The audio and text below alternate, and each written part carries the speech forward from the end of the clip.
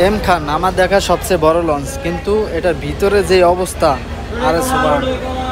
মানুষে বলে যে পদ্মা সেতু হওয়ার পরে নাকি লঞ্চ চলেই না, আর অবস্থা দেখেন ভিতরে। ঠিক আছে, এটা হচ্ছে দোতলায়, আর আমি নিচতলায় দেখাই যে নিচতলার কি অবস্থা। এই সে নিচতলার অবস্থা।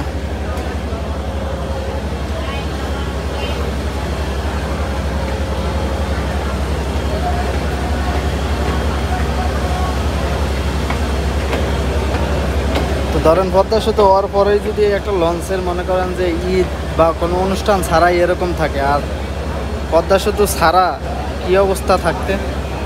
কারণ আপনার রোড আর যাতায়াত যতই হোক, ঠিক আছে, মানুষের চাপ থাকেই যে কোনো জায়গায়।